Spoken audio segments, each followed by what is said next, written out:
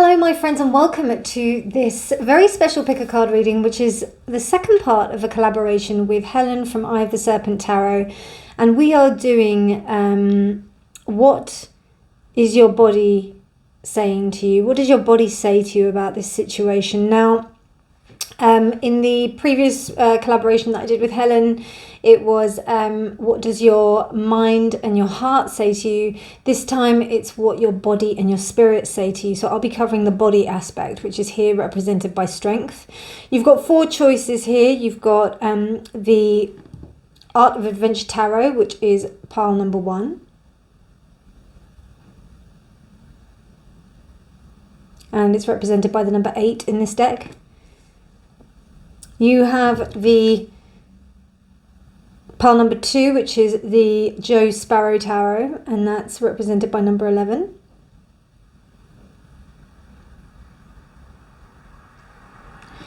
And your question is, what is my body trying to say to me, wanting to say to me about the situation or in general? This is pile 3, the Tarot del Fuego. Again, the number 11. And then we have the Pulp Tarot, which is pile number 4 and number 8.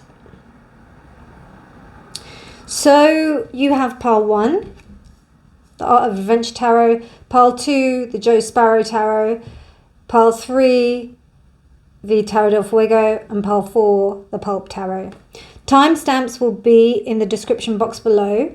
And after you've watched this reading, don't forget to check out Helen's reading. But I'll see you in your reading. Bye. Hello, pile 1, and welcome to your reading. You chose this strength card, which this is, I feel like a very Sagittarian kind of energy I'm getting from this card. You may be Sagittarius, or you may have strong Sagittarius in your chart. Neither of those need to be applicable, but what I do see is this sense of carefree kind of attitude, this loving attitude, this very light kind of, maybe there's a sense that you make light of things that may seem quite terrifying to others. If any of you roller skate, I'm getting that kind of vibe as well. But I'm just getting a very playful energy here. I'm also getting the fact that you know, it's not a hard thing for you to be strong. It's actually something that you really enjoy. So you may be into fitness. You may enjoy looking after your body in a way that you can, you know, really push yourself and make yourself stronger. This could also be mentally as well. I am getting more physically though in this card, so we'll see. And there's a sense of a real playful attitude with it, and somehow there has to be an element of fun around you building your strength. So I'm just going to pop that in the corner there. Let's see how far I've got there in terms of space with your reading. Okay, right. So we're going to just pull a bit of astrology and also numerology. Dear Spirit, what does pile 1's body want to say to them right now? What does pile 1's body want to say to pile 1? We've got Descendant.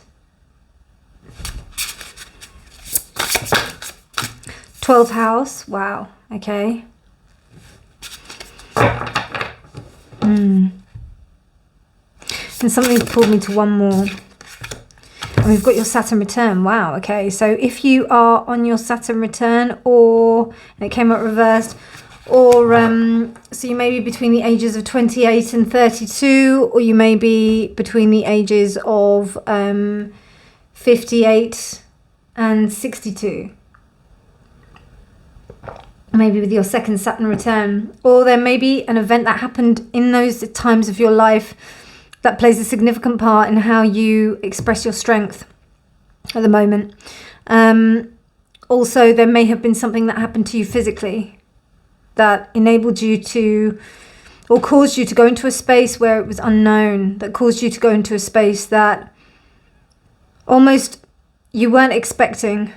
It may have also caused you to go internally within yourself, where you may have been more outgoing beforehand. What I'm getting is that somebody who used to do like a lot of outdoorsy stuff and Possibly they had like an accident or something around that age, and it caused them to reevaluate like the way that they would interact with their external their external environment. Like say if they did go hiking and stuff, what would they do now that they've got this injury, and how they would cope with it. I've also got with the 12th house, this was an area that was really unknown. It caused you to go into a space where you had to pull from resources that you didn't even know that you had, and caused you to really go deep and investigate some parts of yourself that you were probably not very familiar with at all previously. Possibly urging you to connect to like some kind of emotional part of yourself. With this descendant reversed, there may have been some resistance in that, and also with the Saturn return reversed as well, there may have been some sense of resistance where you didn't want to do that, because you may have been somebody who was quite active, quite quite engaged in activity. This could be mentally or physically. I am getting physically though. So let's see what does pile 1's body want to say to pile 1? You've got 2 here. Yeah. You've got the aspirant, interesting. And then you've got the thief. So there could have been a sense that something that you thought that you had, or something that you thought that you were going to be able to experience, maybe a life that you thought that you were going to have, like you thought that things were going to turn out a certain way.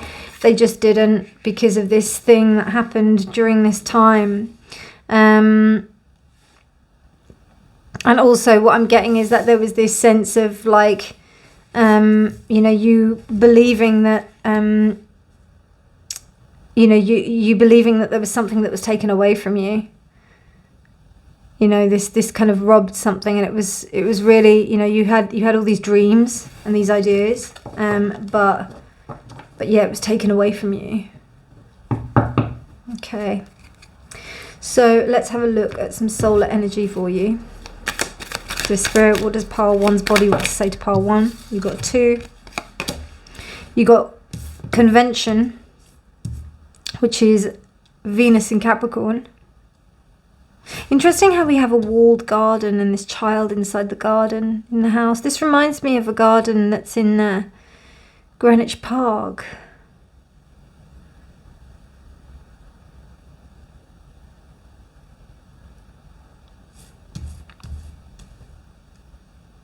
And then you've got this resistance, but then it was reversed. So that's Mercury in Taurus and resistance. So what these are telling me here is that there's a need to look outside of convention. What you believe is like the kind of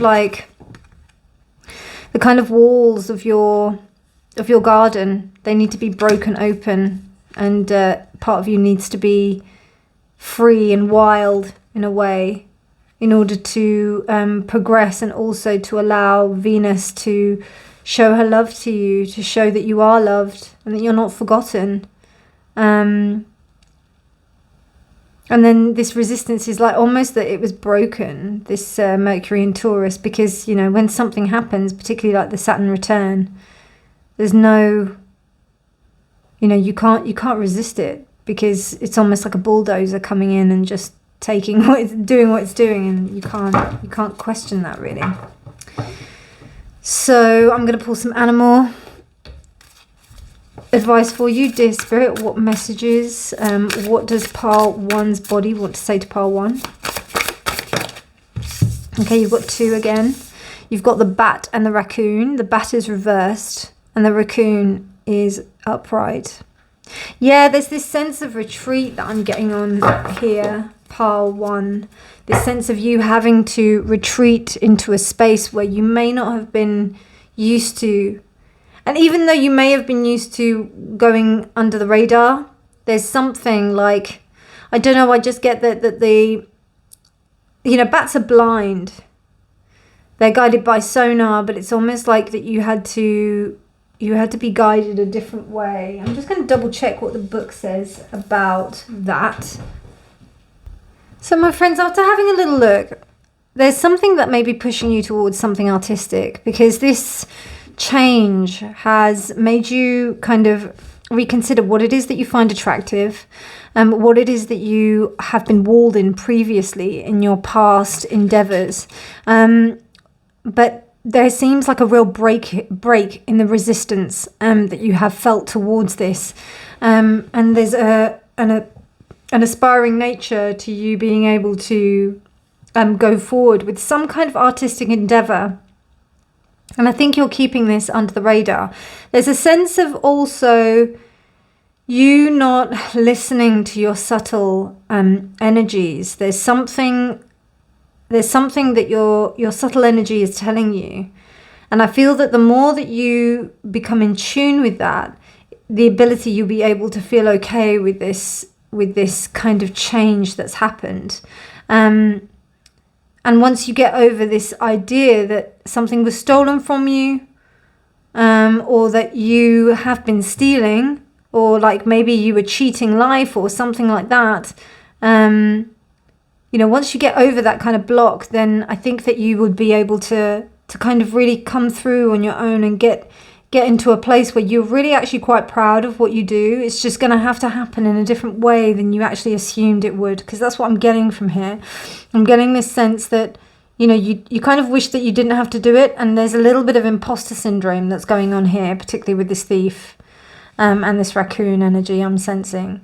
But this comes from, and it's really interesting because the meaning that's in the book is something that's very different from what I'm getting here, but I'm just getting a restriction on your sense of expression. And now you're getting an opportunity to do that in this event of whatever's happened, like from this Saturn return. This is a time for this to come out into the light. But it's really interesting how we have a descendant, we have the bat and the raccoon. These are two night animals. The descendant is about what's hidden, what we can't see. The 12th house is about what's hidden and what we can't see. So this is about a sense of, the image that you're putting across is possibly very, very different from what you're actually going through and what's actually happening. And there's a big process of transformation. And there's a wonder if you think that you can actually, that you can follow through with that. Whether or not what you want to give to this world is going to be received, almost. There's two kind of instances I'm seeing from these keys, almost like that the keys are being thrown up into the air to show the world to see, but then also the sense of being received by other people. So, but I think, to be honest with you, I think you're in this process. I think you're doing it. I don't think you're not. I think you're already doing it.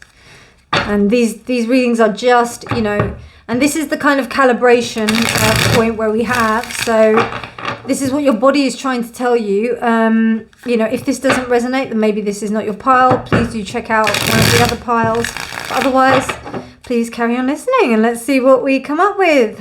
Okay, dear Spirit, what does pile 1's body want to say to pile 1? What does pile 1's body want to say to pile 1, dear Spirit? Thank you so much. What does pile 1's body want to say to pile 1? Well, what a cracking start.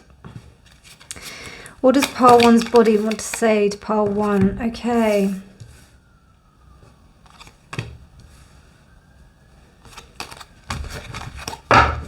What does pile 1's body want to say to pile 1? What does pile 1's body want to say to pile 1?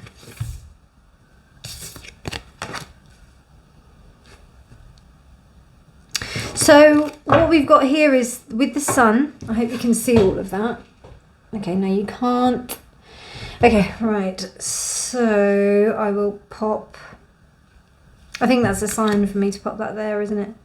And then I'll put the other cards on top of it. Okay, cool. So bottom of the deck energy is the Ace of Cups. So with the sun here, it's almost like you know what to do. I feel like you're very, you kind of know what's going on, but like with this 12th house, there still is something that you're going to have to think about in an unconventional way. It's going to have to be different. And you're not very hopeful about this. It doesn't look very hopeful either, but it's really interesting because you've got the sun. And with the 8 of Swords there, it's almost like your own restrictions are causing this star to be that way. It's not about how you look at things. It's not about what you're looking at. It's about how you're looking at things. What is the perspective? And yeah, there may be a lot of competition. There may be things, there may be people also saying things that may not be very positive in the respect of, you know, being very supportive towards you. But it's almost like you can use this as a springboard to kind of lift this idea of, you know, the main scenario that I'm getting is somebody who's been, you know, maybe in a situation where they've been damaged and they can't be as physical as they used to be. They can't do as much physically. So what's happened is they've decided to turn to art, or they're drawing something, or they find that they're really good at doing art. So they've started to, you know, kind of go into this space where they're doing art, but something about their intuition is telling them, or not even their intuition, something about their mind is kind of going against their intuition or their actual like know-how that they already have, to say that, you know, this isn't going to work. Now, there's a real kind of optimism, I feel, particularly with this strength card anyway, that you, pile number one, that you have. This is just teaching you how to think in a completely different way. The Hierophant reversed is very synonymous with the 12th house. It is because it's a new thing. It's a new way of thinking things through. You're breaking convention. You're bashing down resistance. I don't know if you guys are doing any kind of, or girls, or all of you lovely people, if you're doing any kind of dance that is encouraging you to be free within your body. A really good exercise is 5 rhythms dance, which encourages you to explore 5 different beats or rhythms so that you can really explore your body and just let things go in a certain way. And it works by you leading from certain parts of your body, and then you explore that, and you know, afterwards you're just feeling so free and liberated that your mind is almost in a space where it has this expansiveness for you to like get new ideas and new thinking. So that might be something to be able to help you with this idea of the star, you know, this kind of real hope, because the only lack of hope that you've got here is really because of the mindset that you're putting yourself into. And it's not something that you can't take yourself out of, because you can see the ribbon is just like around her here. You can take it out. So yeah, it's about you kind of, and I also feel about you kind of like coming out of your own prison in a way. You know, you are the only obstacle here, I'm really seeing, to this, particularly with this bat as well. And it's because things are unknown. I can understand that, but I don't think that really scares you. I think what scares you is the level of convention that you've actually that you've adhered to previously, and how you can change that. And yeah, I mean, to be honest with you, I think there could be a mixture of people that are on your side and saying this is a great idea. There's other people that are saying, oh, I don't know about that, which is common. This is not, you know, an uncommon thing. But also, I feel that there are going to be people that are going to help you in this. And almost like the sense of competition might even adhere, or even spark off your adventurous nature that you had before. It might actually work to help you. That's what I could see before with this Page of Wands. So, you know, knowing that there are other people, and it's almost like, you know, when you see your other competition and you're like, I can do better than that, you know, kind of thing. So it spurs you on to do that. Not that you would be feeling that sense of competition anyway, that was just an example, but like, you know, that's the only, yeah, that's what I see by that 5 of Wands, that the competition will help you, it will spur you, it will get you to, you know, and it's interesting how this Page of Wands, I've placed it here, and it's almost like outside, looking at all these people going, that's interesting, watching all of them scramble, because I know what I need to do. Really beautiful, actually. Really, really beautiful. Okay, let's clarify and also go into your next movements. What are the next 6 cards for the next movement of 1, 2, 3, 4, 5, 6? Okay, you got... I only asked for 6 and it always gives me 1 more. It's terrible, isn't it? Right, okay, so we've got Justice reversed. Interesting. The Moon reversed. Oof, okay. Three of Cups reversed. The Seven of Pentacles. The King of Pentacles. The Three of Swords reversed. Whatever it was that you lost, you know, it comes round to you in another form, and you're understanding that now. But it seems like, you know, what's happened previously, it's really seemed like it's an unfair thing. I don't know, for some of you, I'm getting something that happened quite drastically that might have changed your lifestyle. And I'm really sorry if that's the case. But this is causing you to go into like a kind of challenge for yourself. With this Hierophant reversed, I'm kind of getting the essence of somebody who had to really challenge themselves mentally. Maybe also went through like massive challenges about having to restructure their mental capacity and their ability to deal with stuff. The Moon reversed is kind of that sense of like lying to oneself, not being able to be honest with oneself, particularly when there's something so hard like Justice reversed. You know, it can be really seems unfair, particularly when you've had like a good kind of thing that's happened, and you know, it may have lost you some interactions. You may not be, you know, friends. Certain people around you, they may not be there anymore. The people that you thought that were going to be able to support you weren't there, and that's interesting with the Star reversed. So that's possibly what gave you, like, what stopped you from believing, like having hope. But I don't know, with this Hierophant reversed, it just tells me that this triggered you into a new way of thinking. You know, I don't claim to be any kind of psychologist or anything like that. I am studying psychology, and I've worked quite extensively in mental health. But in the respect of this card, and also with what I do in shamanic work, we look at certain things as mental illness being a breakthrough. Somebody who's going through like a mental illness or some kind of depression or something that is affecting them is almost like a breakthrough, and in some cultures they're seen as healers because of that.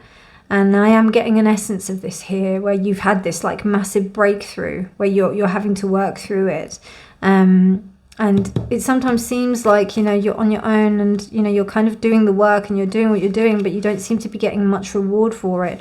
But that's going to change, I think. You know, everything starts off small. You have to start from like kind of humble beginnings, and also wait for stuff to kind of grow, for it to come.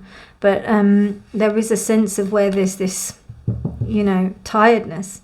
And with the Knight of Pentacles as well, the Knight of Pentacles is somebody who's just toiling, somebody who's just getting on and doing things. It's interesting how we have this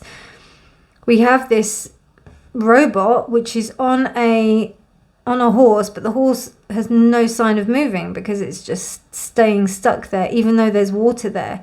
So there's something as well that tells me that there's something about you that needs to like buckle down and like just kind of stay still, because we've got the Three of Swords reversed here. You're still healing from this, and you've also got to give yourself the time to rest and to be able to really recuperate yourself. So this period of gestation, this kind of like period of, it's not stagnancy. I'm just going to say this to you. This is a process where you're just kind of reconsolidating and recalibrating your own personality so that you can feel the best for you to go forward. Powerful reading, pile 1. Okay, let's get you some angelic magic. Angelic advice, dear spirit. Thank you. Zafkia. Wow. Zafkia. This is about death and rebirth. And look, the bee is there. There's bees there. So this is about you, you know, really, you know, this is the worker bees. The worker bees. The people that are going to, you know, it's about you in the hive doing what you've got to do. I'm just going to double check what the book says about that. So the key card, the key thing from here is creation from chaos. So creation from a sense of chaos. You know what's coming to mind? There was this person who, I think it was like a famous guy who lost his arms and legs in an accident, and he was able to like tour schools with like his story. You know, that's the kind of vibe I'm getting from this. You know, you being able to turn like something that really changed your whole trajectory into something that's going to be powerful for you. Okay, the spirits for pile 1. What is pile 1's body trying to tell pile 1?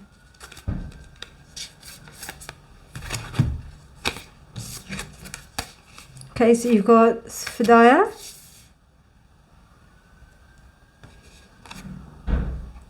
And then you've also got Santosha. I don't know what any of those cards mean, so I'm just going to double check. They're very pretty though.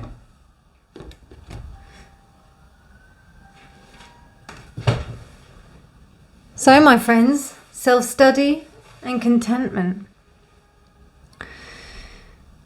This whole experience is something for you to like look at, to learn from. It's really rich for that. And I feel like being content in that state, to be able to review that, is going to be something that's so beneficial for you, pile 1. And we've got these beautiful pinks. It's almost like the study within. The study of how you've coped with this situation, how you're dealing with this situation, is the art itself, is the process itself. It's the beauty of it. And this is a sense of relaxation, contentment, being grateful for what you've got, for what you have, for what you are, even though that there may have been these things that happened. Beautiful. Absolutely stunning. Right. So I'm going to pull one of these cards for you. For pile 1. Pile 1. What does pile 1's body want to say to pile 1? And we've got past, present and future. I don't know if you can see that. That's past, present and future. So there's a lot of timeline energy that's going on here, particularly with these two. It's almost like, you know, you've got enough to be looking at. And it was really interesting how we have this beautiful like map of the solar system, and this almost this eye that is looking out, but then you also have this eye that is looking within. You know, the past, the present, the future, having really understanding how all of this is playing a part in your psyche and your connection to wisdom about yourself and how you're expanding yourself. That's what your body's trying to tell you. Wow, pile 1. What's pile 1's body trying to say to them? What's pile 1's body trying to say to them, or wanting to say to them? Okay, so you've got communication, life direction. You got assertion. Actually, I'm going to put that elsewhere, actually. Life direction, assertion. And you got another one, creativity. Your life direction is changing, pile 1, I feel. I really do.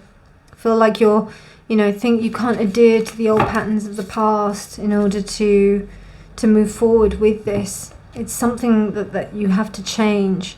And it's something that you have to communicate with others. Like, you have to tell them. Interesting how we chose this deck, and this deck is very Vishuddha, which is that chakra. An assertion, there's a real, a drive. You have to follow this drive, and I'm getting a strong sexual energy from this. And whenever I feel that sense of sexual energy that comes forward, to me, that is the spur of creation. There's no greater force in this world that combines something to create life, which is that sexual energy.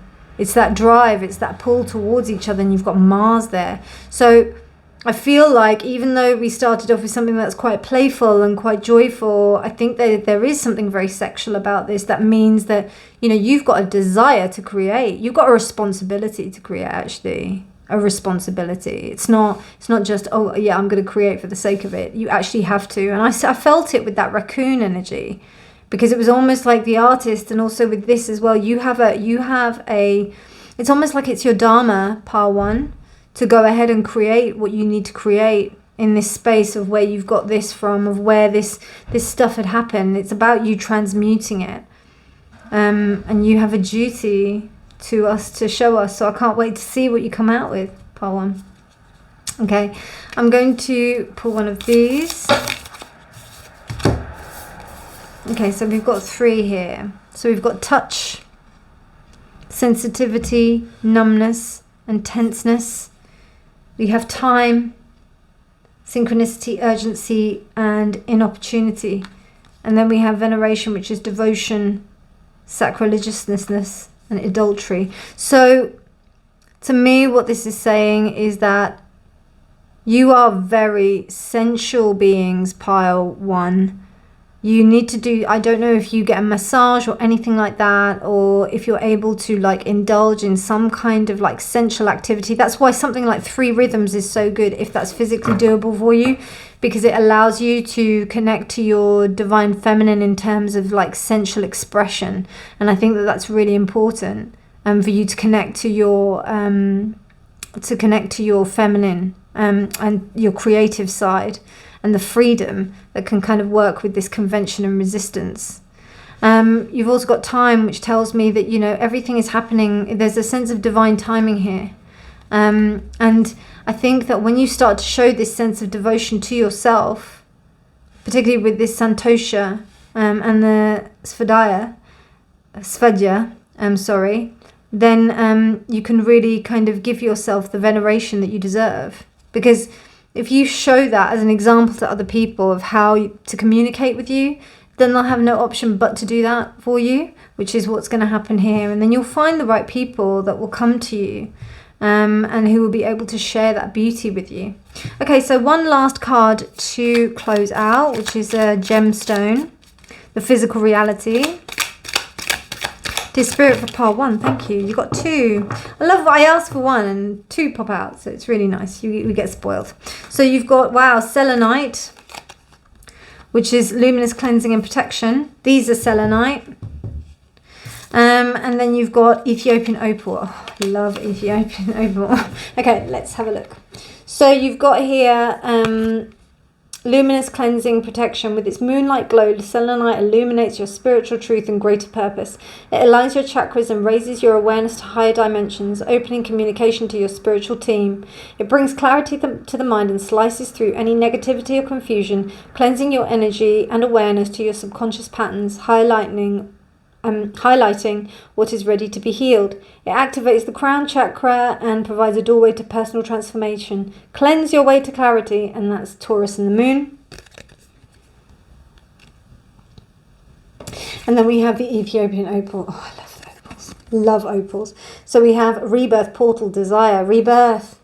And reflecting the beautiful parts of your soul, Ethiopian opal is a crystal filled with bright flashes of colour and revitalizing energy. Full of joy, Ethiopian opal is a high vibration stone able to soothe the soul and bring harmony to the mind, body and spirit. Ethiopian opal can burn unhealed karma from the past and clear a path for rebirth like a phoenix rising out the ashes. Containing a soul holograph, Ethiopian opal gives access to different timelines in your life, from the past, the present and the future. Give all the parts of yourself to the love that you desire. So that's just so beautiful. Virgo, Sagittarius and Mercury, beautiful, beautiful energies. So pile 1, I hope that message resonated. If you did like that message, please do give it a thumbs up. Please do subscribe for more videos, and please do go check out Helen's reading. I think it would be really interesting to see what your spirit has to say about this, and how it communicates with your body as well. But otherwise, have a beautiful day and I'll speak to you soon. Bye. Hello pile 2 and welcome to your reading. This is what is your body saying to you. Excuse me while I get a little bit more comfortable. It's freezing here, so I am making sure I'm nice and warm. But you chose the Joe Sparrow Tarot, and here we've got this. I love this strength so much. It is about adversity, no matter what, kind of adverse situation that you seem to be, you know, whatever wants to come at you and roar at you, you have the defiance where you're like, bring it, Bring it on. And also you chose number 11 as well. So this is a period of, or not a period, but I feel like there's a certain sense of maturity that you, pile 2, have in respect to your attitudes towards your strength. Your strength is in your tenacity and your integrity. Not to say that the other strengths are like that, are not like that, but that's not where there's, to me, your strength is about what you stand up for. And even if people think that you are not, they may think that you're little and that you don't have a lot of strength, you actually like to prove them wrong. Brilliant start. Okay, we will crack on with some astrology, numerology, and yeah, some astrology and numerology. This spirit, pile 2. What's pile 2's body wanting to say to pile 2? What's pile 2's body wanting to say to pile 2, Uranus? There's a joke there, but we're not going to go there. Okay, you got 4, so I'm going to take them, right? So you've got Gemini as well. Got Aquarius, interesting. And then we've also got, wow, Sagittarius. So we've got Aquarius, Sagittarius, and Uranus, and Gemini. So unexpected things. Yeah, it seems like, I don't know, I just get the sense of being attacked on all sides. Or there may be this sense of where you feel that there's been this sense of you being approached on all sides to kind of, you know, I feel like there's attack from all sides. It's like quite a big, you have to deal with a lot, pile 2. You deal with a lot. Not to say that other people don't deal with a lot, but in regards to this kind of situation, what's going on right now, it feels like that's what's happening. Okay, let's pile 1's body. The Hunter. The Hunter. I'll let you into a little secret. I've been trying to do this reading for a while, pile 2. I've done like several runs of this reading and not been able to follow through, like completing all of the readings. I have completed some of them, but sometimes I'm not sure if the messages I'll be able to relay to you, because some of them are pretty intense. And this card has come out numerous times for this particular, for this card. So, you know, the Hunter. So I've just got the sense that you are not going to be taken down. You are not going to be, you know, particularly by this Aquarian and Sagittarian energy.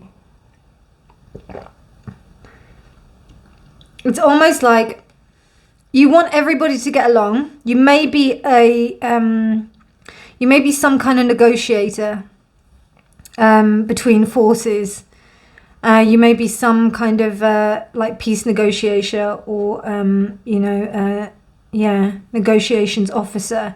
And the ways that you do that may be quite groundbreaking. They may be quite, or you deal with things that come out of the blue and you are able to kind of fuse things together. I always see, I'm a Gemini, so I see the ability to communicate certain levels of information that may be quite triggering and intense. They're able to understand it and transmute it into a way that many people might not be able to. And it's interesting how, because Sagittarius is the opposite of Gemini, it's the sense of going in there without wanting to be socially acceptable. And Gemini really strives for that social acceptability. It wants to, it's not a people pleaser, even though I have been guilty of doing that in my life as a Gemini. So I speak on that tone. But in the respect of, like, they want everybody to get along. They like to know that they can get along with everybody, actually. They like to know that they know what's going on in a situation. And this may need to be done in like a slightly traditional way. But and when I say that, I mean like more as in like just respecting that other people may not be able to see to your point of view because it's so kind of groundbreaking. And that's why you've got this kind of like oppressive force that comes across. I'm seeing this lion here as this Aquarius and Sagittarius, somebody who's done things the way, like it's almost like that somebody is there that has always done their own thing, always done things their own way, and now you've decided to come into the fray and do that. It's almost like people are against that. It's really interesting. and there's a sense of trying to convince people, and also not even just convince them, but also show them I'm not only more than capable, I'm probably better than the people that you thought that. I don't know if there's a lot of ego coming in through my reading in the respect of like that I'm better than. Nobody's better than, but you know when you see a job and someone's doing it and you just think there's a much better way of doing it. There's a much better way of doing it. But it's about like, you know, the whole process of spiritual awakening, enlightenment, progression is about you being able to see how that is and not intervene. This is actually more to do with you have to put it across because it's who you are. I almost see somebody who has been made a CEO of a company, and they're trying to change some things, and then you've got pushback from people, and that's this pushback. That's what I'm feeling, sensing. But you're going for it because you're really good at what you do. Wow, whale. So with the whale energy, I feel that it's that really wise energy that you know that the tortoise wins. No matter what, slow and steady wins the race, you know? That's what I'm getting from this card. So with that, essentially, and it's a very old ancient wisdom, and I feel like also you've got older people on your side, but you've also got archaic structures to work against as well. That's just gone out. Bear with me 1 second. So yeah, there's this old archaic structure that you have to battle against, that you have to fight against. But I do also feel that the archaic structure that you may have to be up against has some kind of like maybe a new dynamic or something like that, or maybe like it's almost like, as I said, you were in the company, you've become the CEO, and you're trying to, and it's a big shock to the company that you are appointed the CEO, but then you're bringing in some new radical changes that are allowing you to make some really good kind of progression with the company. But then there are people who believe that they were doing that very thing and they are against it. And they're being quite totalitarian with it, and they also they might have their own like young kind of blood that may be fighting their cause in a way, that are kind of fighting for them. But it's almost like it's a real kind of pit against two big opposing forces, you know, with this Uranus and Gemini upright, and then you've got Aquarius and Sagittarius. Now Uranus is a planet, even though the star signs are something, you know, these are still stars, they're constellations. They probably could be as big as the planets in the respect of our perspective, like as in mass. But, you know, Uranus is a lot of potential, a lot of power. And I think Uranus with Gemini behind it kind of shows you this sense of defiance that is against these kind of mass opposing forces. With the whale here as well, I feel that this, you know, you've got to act like a hunter, and a hunter doesn't go out like, you know, just shooting everything. It has to choose its targets carefully. It has to hunt properly, and this comes from an old innate kind of, what's the word? Talent that's within you. To know how to navigate these situations, to understand the cycles of life, to understand how people work, to see how you observe situations. That's the beauty of being Gemini and the Gemini energy. It's able to look at the whole spectrum of a situation, particularly when it comes to personal relationships and relationships in just working with people, and is able to see when the right time is to strike. So that's what I'm getting so far from these cards. I'm just going to see what solar energy, the spirit, what does Pile 2's body want to say to Pile 2? Riches. Woo! So we've got Saturn in Capricorn. Lovely. Excuse me, love that.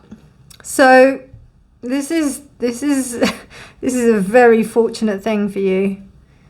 Particularly Saturn 10th house, which is Capricorn. you know, it's all in your favor. We'll have a look at whether or not this is to do with relationships or to do with a company or work. But I am feeling like this is probably going to be to do with work. Let me just see. Anyway, dear Spirit, what is Pile 2's body saying to Pile 2? What is Pile 2's body wanting to communicate to Pile 2? So we had that one first, which is the Queen of Pentacles. We have the Queen of Cups. Reversed, we have the World.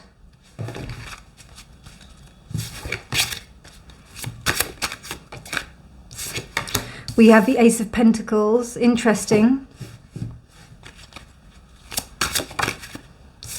And we have the Nine of Wands. Okay, so it may be to do with a work situation or a family situation, what your body is trying to tell you, Pile 2. What I see is that there is some kind of like maybe a possible rivalry between two people, and it's kind of really testing your resolve. I feel like Pile 1, you've worked really hard to get where you are, and now you're being challenged by people who are allowing to let their emotions get in the way of what actually really matters. You're over this. You're done with this. You like this sense of, you know, this sense of, you're just done with this cycle. You're so done with it and you're ready for the new. And you understand that, you know, people may not be willing to take this opportunity and you are going to face defensiveness. But this sense of you having been through the battle and you understanding what the terrain entails, that is going to be your saving grace. So there is something that is, you are going to have to walk this battlefield. You are going to have to walk that because you've got some really, really unstable characters that just, you know, an Aquarius and Sagittarius, when they're unstable, they are unstable. You know, they're really unstable. They're pretty all over the place anyway, like generally, but like right way up. But then when you turn them around, then there can be this, it can also be the other way where they go a bit totalitarian, dictatorial, and you know, when your emotions get in the way, that can happen. But it seems to me like you're keeping your head above water, or there is somebody who is able to give you that stability, which could be this whale, which was the idea of me thinking, you know, maybe some older mentors, patrons that will be in this space. I'm not sure exactly whether or not it's in a family. It could be in a university with you kind of trying to come forward with some kind of career change or something. I just feel like this is a choice that you're making to really better yourself and to make yourself who you are, and yeah, establishing your sense of personal power. So that's money, a career, your career, your vocation, what you're supposed to be doing, what you want, basically. Okay, can we have a look at this Queen of Pentacles? Yep, Queen of Pentacles, and then yeah, okay. Then we have Five of Cups reversed with the World. Seven of Wands reversed, obviously.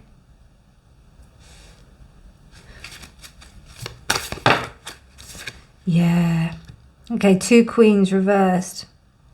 You may be dealing with some really not very good people, very emotionally manipulative, and yeah, you may be dealing with some people like that. People who don't want you to succeed. But through your hard work and tenacity, particularly with your, well, of course, bottom of the deck is the Emperor reversed. Yeah, with your hard work and tenacity, it's kind of like, you know, do you know what I also see as well, my friends? I see that you being able to change your system by being able to restructure, to change certain cogs and certain things in the minute areas, which is really interesting. So there may be some reshuffling within the company that you're in, or even you may change some things at a very, that might be seeming a very mundane level, but actually they work out to be better. And it seems to me like there are people that want to kind of come up against you in this respect. People may also view you as a bitch. And that can be male or female, it doesn't matter. They can still view you as someone who doesn't allow people to get their own way, doesn't allow people to get away with anything. This Queen of Cups here is not able to get her own way. So someone who really wants to make their mark, and they're not, you know, you allow it, but you don't allow it to its full extent because you don't think it's productive. And that's probably why they're being, you know, they're allowing their emotions to kind of like rule all over the place.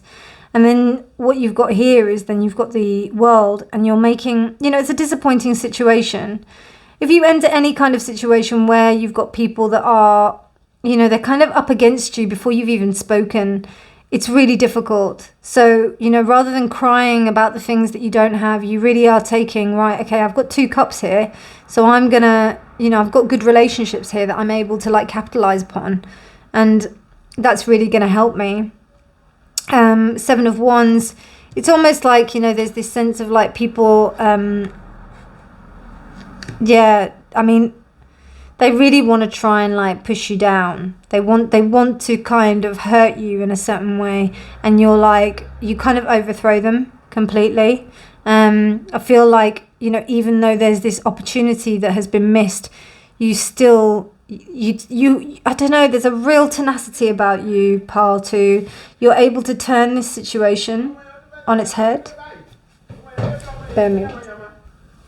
Apologies about that, my friends. Let me just double check this camera as well, because it's a little bit wonky.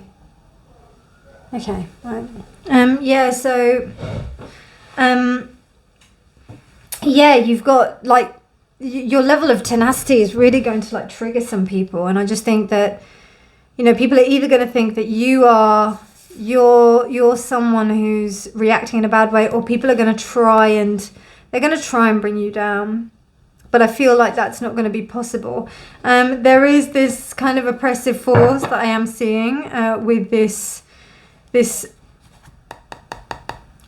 have a look. King of Fire. Yeah, there is like some kind of oppressive force, and you are going to face challenges. But you know what? I don't think it's anything you can't handle, because we don't have any major arcana. They're all minor. And I think that this is almost like something that you need to navigate. It's going to be something that's going to make you very, very financially stable, I think. Regardless of the fact that we've got the Page of Pentacles reversed, I think, or maybe that the focus is on money, and that needs to change. But then once that changes, then you're able to actually get very well off, even though that might not be something that you're looking for. So very interesting, Pile 2. Really, really interesting. Let's see what the yogic path has to say. Pile 2. What is Pile 2's body wanting to say to Pile 2? Wow. Ganesh. Removal of all obstacles. I don't know, Pile 2. You just strike me as a very strong pile who knows what they want. And they're going to get it. Doesn't matter what stands in the way, they're just going to get it. And Ganesh is on your side. Pile 2. Pile 2. You've got 2 angels here. You've got Metatron. Wow. And you've got Sachiel. Oh, wow. Metatron and Sachiel. Okay, so with Metatron, we've got the Holy Scribe, and we've also got, let me just double check with him, Metatron, bear with me. So what this is Sachiel is about you realizing that you have power within yourself. It's really interesting. She holds tarot cards in her hand. And she's kind of like this gypsy woman kind of vibe. But you've also got pomegranates, which is that sense of the connection to the underworld. You've got dice, which is this kind of intention of luck and chance. And also you've got ladybirds as well. So there's real aspects of good luck that are here. But there's also like this sense of you having to draw on resolves of your own self, you know, something that travels with you all the time, rather than you, you know, you placing expectation on something else to give you the strength that you need. And with Metatron, there's this sense of divine wisdom that is within you. Metatron was one of the only archangels with Sandalphon, and with Metatron as well. Metatron was known as Enoch. Enoch was a prophet. So in the respect of you know, you documenting, making sure that you are taking note of your own kind of value and self within this situation, is going to keep you really grounded. You know, that we got one major arcana card here. That's the World. It's a very powerful card to have here. And because it's the only one here, that's what I'm seeing, you know. And a lot of this is to do with just people's like own kind of, you know, they're placing stuff on you, pile 2. And it's about you being like, you know what, I'm not going to take responsibility for this. I'm only going to take responsibility for myself and the power that I hold. And it's up to anybody else what they want to do with it. It's not really my responsibility. And I think, you know, having that sense of boundary is really strong. They say that the most happiest people in the world are the people who have the strongest boundaries. So anyway, let's see what shamanic advice, pile 2, the body. Teaching. I think you teach in your experience, pile 2. You are able to, your body is telling you that, you know, even in times of tough adversity, you're able to show lessons and teachings to other people that help you to, you know, learn yourself. You know, we constantly are learning. And I think, you know, whatever situation that you decide to be in, or that is happening right now is for something that is teaching you, essentially. And I think once we understand that, then we can pass that on to other people. Because I don't know, I just get a sense of you really wanting everybody to do well here. You know, you're the supporters of the underdog. You're the supporters of the people that don't make it. You're the supporters of the people that, you know, the kind of like underdogs of the world, you know, that want to fight up against the kind of old archaic system that is going on. You want to help people in this respect because you are doing it. And I think that almost by your example of what you're doing, this will help to teach others. Okay, some Astro Chakra cards, Astro Chakra advice. Creativity, honesty. So yeah, I think you have to create from a really honest place to make sure that you know why you're creating, why you're doing what you're doing, why you're expanding in the way that you're expanding. Because I get something very beautiful with this Ganesh card. It's really gorgeous, like these pinks, and there's something very loving and beautiful about it. But he is the one that bashes these things out the way. So I just feel that, you know, with that expansiveness of Jupiter coming into the sacral chakra, it will allow you to be expansive in a really honest way. That is helping others to be creative, that is helping to free up others to be creative. But I think that if you're honest and clear, I also think that if you're in a company, I don't think other people are really used to like that level of honesty, and that's going to be really refreshing as well. Okay, let's get some psychological energy. And we've got firmness, yeah. I think like the main people who really get far, as I said, it's that saying, you know, the people who, not the saying, but where did I see it? I don't know, I think it was a study that I saw about people who had really good boundaries and they were just really happy. They were exceptionally happy. So there's a really good book actually called Create Boundaries, Find Peace. So check that out. Okay, I'll close out the reading with some crystal energy. Okay, Spirit, what's pile 2's body saying to pile 2? Just to say as well, like I really think it would be interesting to see what your spirit would be saying about this as well. So please do go and check out Helen's reading. Okay, you got 2, pile 2. 2 pile 2. Okay. So you got Cacoxenite. which is interconnection, ascension, and attunement. And that's what the stone looks like. So cacoxenite is known to raise spiritual awareness and provide divine connection between the universe and humankind. With cacoxenite, synchronicities are not just coincidences, they're messages, so pay attention. Become aware of the universe's messages, it is constantly communicating with you. Cacoxenite asks that you look at challenges as lessons and wonder, what can I learn from this? Perspective is everything, and with cacoxenite, embracing positivity and choosing your thoughts become easier and easier. And it's Sagittarius and the moon. Interesting that, isn't it? Okay. And then we have, Helen Morphite. Love it. So, oh no, it's blue aragonite. Interesting. Sorry, the light's a bit crap now. Sorry about that. Anyway. So blue aragonite, empathy, compassion, communication. Communication is key, and with blue aragonite you will definitely send the message. Blue aragonite activates the throat, third eye and heart chakras, allowing you to communicate from a whole and centered place, while the stone instills hope and inspiration. This crystal enhances your ability to empathize and show compassion for others, fostering authentic connections. Blue aragonite's communication skills also carry across when you are communicating with the spirit realm, cultivating a calm and relaxed space for even more clarity to come through. And it's Capricorn, and it's the earth. Capricorn. So clarity is really going to help with your communication here. Pile 2. But yeah, I hope you found this useful. If you did, please do like, subscribe, all that good stuff. But also do go and check out Helen's reading. Helen's reading is about the spirits, so you might get some kind of like some know-how about the situation. Do also check out the head and the heart as well, because then you can get like an all-round view of every aspect, those 4 aspects. So it'd be really interesting. I'd love to hear your feedback. Please do so in the comments. But otherwise, you take care, my darlings. Have a beautiful day, and I'll see you at your next reading. Bye.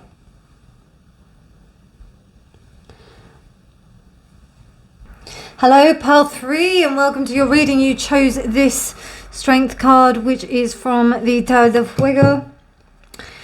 And with this one, I kind of, number 11 again, and with this strength, I get the sense of somebody who makes things look effortless in a way, but they do it with grace and they do it with majesty, but they also are used to things kind of going their own way. They're used to things kind of working out no matter what they do, and having quite an innocent kind of vibe about it. Like, when you see people that just tend to like walk through life and you're like, oh my God, things seem so easy for them. And far from it, usually it's not easy at all, but they just make this kind of effortless kind of sense with it. It's also that they may seem inexperienced, but it's also like that they know the terrain.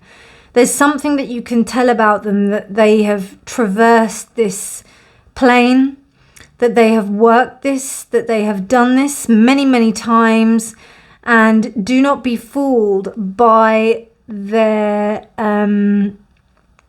by them. What I've just noticed as well, which I've never noticed before in this deck, and I've been using this deck for many years, is that she has a stump instead of a leg. So she's walking with one leg. So this tells me that you have learnt from experience. Her hands are also red as well. So she's gone through a lot. Even though she's a little girl, she's gone through a lot.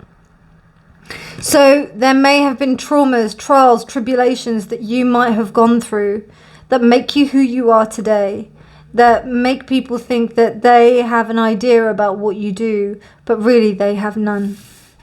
That's the impression I get from that card. Okay, let's pull some astrology for you. Pile 3.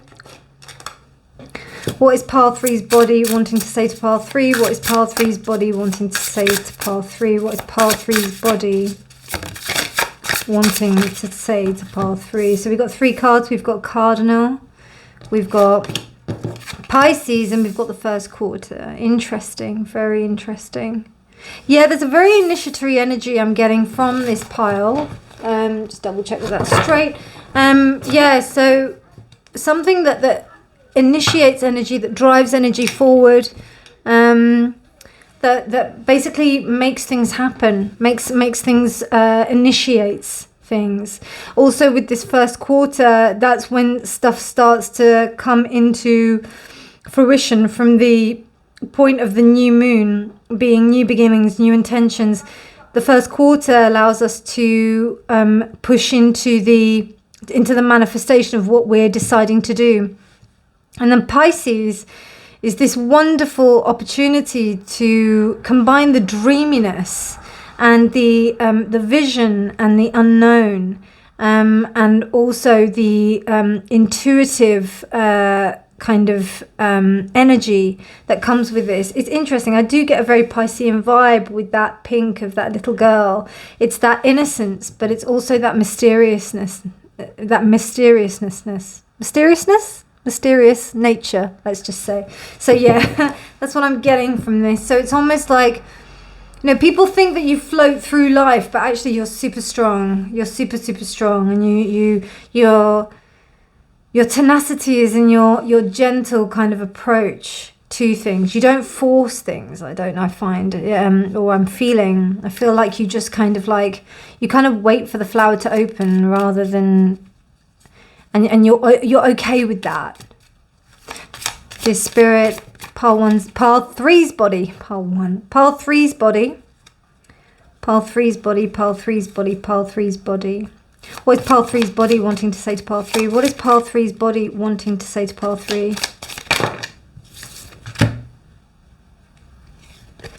What is pile 3's body wanting to say to pile 3? I've got the alchemist and I've also got the witch. Interesting. Yeah. Wow, you're super magical, pile 3. You know what to do. You've probably been here many lifetimes before. And you know exactly what to do, exactly how to work things, exactly how to mold things together, how to manage situations, let's say. Okay, so we've got 2 animal energies for you as well. We got the spider and we got the fish. Okay, interesting. And I'm going to pull some solar energy for you as well. Pile 3. This spirit, pile 3. What's pile 3? What is pile 3's body saying to pile 3? What is pile 3's body saying to pile 3? These 2 came up first. I want to.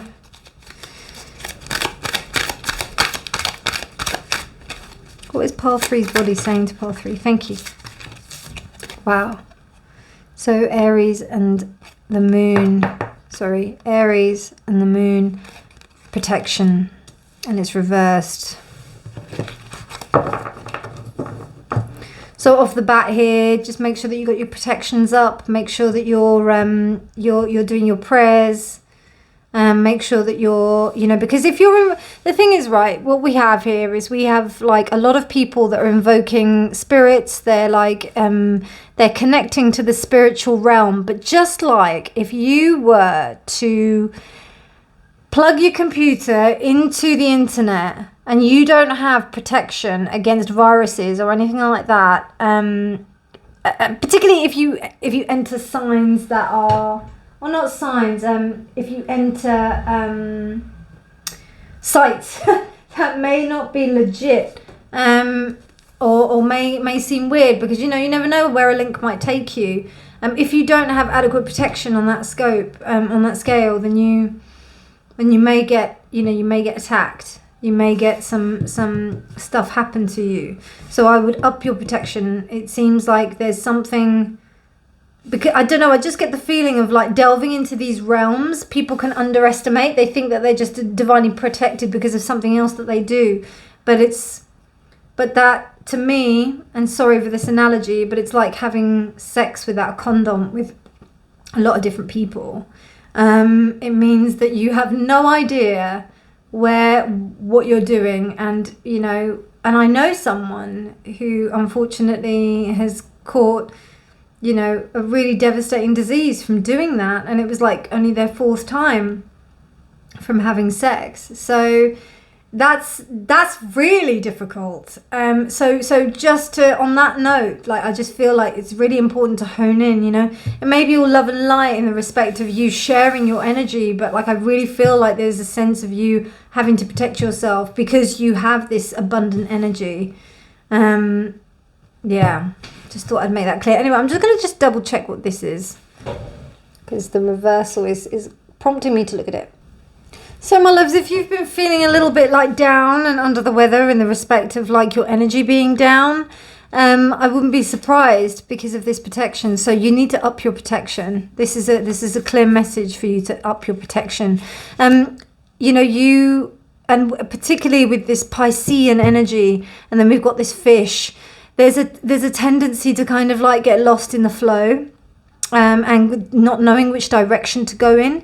You are powerful manifestors when you are able to get that. The spider is the ultimate weave, is the ultimate weaver, the ultimate manifester. It you know, it makes this insane web that is able to be so much bigger than it is, made out of this material, produce the silk. It's something that's so precious and so immense that is beyond its actual capacity, that you know, is really incredible, which kind of comes back to the strength card. But, you know, there's a possibility that you may get damaged. I am getting, like, you know, from Harry Potter, Luna Lovegood. Now, I was recently looking at the strength card, I think. I don't know if that was her. I think it was Luna Lovegood in strength, and I think that's what that reminds me of. It's that tenacity of just keeping on going, and she doesn't enforce herself at all, but what she does is she just takes one step at a time and knows that she's in the right place at the right time, and using the moon's energy as well, like, to be able to calibrate this energy so that you can flip this spider around and up your protection. It's going to be really important for you to make moves. So I think that's what your body's trying to tell you. Your body's trying to tell you not to get lost in the current, because you're in the current. It's interesting. We've got the witch here with these two hands. We've also got the alchemist with this kind of bottle of swirling liquid. So there may be this tendency to kind of get lost in the kind of like kind of energy of it all, you know. It's all about managing that energy as opposed to like being like, oh yeah, this is so great, you know, kind of thing. And with the protection, it kind of gets you to hone it in and like make it really kind of concrete, which is what you want to do in order to, like, you know, channel it accordingly. Anyway, let's see what the tarot has to say about your situation. What does the tarot what does pile 2's, sorry about that, I'm just getting a bit distracted because I've got screaming kids outside. What does pile 3's body want to say to pile 3? What does pile 3's body want to say to pile 3? What does pile 3's body... Sorry about that. What does pile 3's body want to say to pile 3? Okay, so we've got... Wow, yeah, well, yeah. Empress reversed. Queen of Swords reversed. Yeah, negative self-talk, pile 3. Knight of Cups reversed. Knight of Whoa. Knight of Pentacles reversed. 1, please, 1.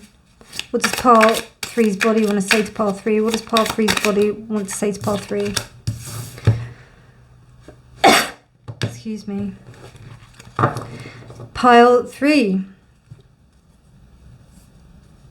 Okay. Can I just say, like, any maternal character that was in your life, you know, I'm sorry that if you had to go through anything like that, but there may have been some oppressive force that encouraged you, that disencouraged you, that didn't allow you to be who you were, who you are, express yourself. And it may be that energy is vocalizing itself now as negative self-talk, as some kind of attack on oneself, which I just keep on looking at that stump of that little girl and, you know, the injury that happened to her before. And I don't know, this may be something about, like, you connecting with people that are not emotionally available. This could be friends, it also could be possible partners. But it seems to me that, yeah, that people who are not able to commit to you in any kind of like stable way, or people that seem to offer you something, but then they just they don't follow through. So what your body is trying to say to you at the moment is to become aware that this is a patterning that comes from like your previous, like from this love that you didn't get from this maternal figure. Yeah. Because, you know, when we have people that have been quite harsh with us in younger life, they manifest as the words that we talk to ourselves in. At least part of the vocabulary, part of the dialogue that occurs in our heads. And then they make us make choices that cause us to think that we're only worthy of a certain form of behavior, a certain thing. And I encourage you, my darlings, to it's just interesting. Anyway, I don't know what I'm going to advise you on this, because I need to pull some more tarot on that. But I will say it's not your fault, pile 3. It's not your fault. And other people's opinions do not make you who you are. Okay, let me just pull some more tarot to clarify this. Pile 2's body. Pile 2's body. Knight of Swords reversed. Another knight. 3 of Wands reversed. Do get a sense of self-sabotage here as well, pile 3. 2 of Swords reversed. 7 of Cups. Wow, pile 3. 7 of Pentacles. Looks like you've got some shadow work to do, pile 3. Do check out my shadow work reading that I'll be putting out. I've already got one out already, so do check that one, like what part of your shadow wants to integrate next. But I'll also be doing another one, what your shadow wants to say to you. And you've got the Knight of Wands, thank God, like, because you've got like Knight, and the Knight of Wands. So what that says to me is that you're willing to take action on this quite abruptly. You're willing to go for this. You're willing to find the key to your castle. So yeah, with this Knight of Swords, the Knight of Swords to me says that now that you're aware of this pattern of talking to yourself, or, you know, maybe there's this kind of like light that you know that you might say these things to yourself. There might be like this kind of like hold off, like you don't want to do it. But I think there's also a level of understanding where you should realize that, or can, it's up to you, I can't tell you should, but like that this negative self-talk results in you not being able to get the results that you want. You know, you end up sending out things that don't come back. So this could be anything. This could be jobs, relationships, friends.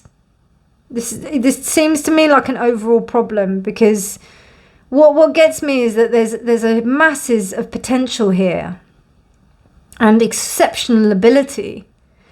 But I mean, I'm not gonna lie, pile 2, like, I wouldn't be surprised if something maybe like there may be some evil eye or something on you. So make sure that you've got your protection, that you've got your you've got your rituals in place. And if you don't have one, create one. Do it, because I know that you're into this sort of stuff. You wouldn't be coming to this reading if you weren't. So whatever protection, and I'm talking about, like, go to the first thing, like maybe your grandmother or somebody that was close to you gave you a prayer that you needed to say or something like that. Start there. You know, just go with the first thing that comes to your mind. You don't need to go searching this stuff out. It has to come intuitively, which you know, because you've got this beautiful Pisces energy and your intuition is so strong. So just go with that, whatever the first thing may be. And yeah, just do that, because that's going to really help you. But I do feel like there is some kind of stuff that's going on here. I don't know. I don't feel like it's I don't know, actually. Hold on, let me just tune into this.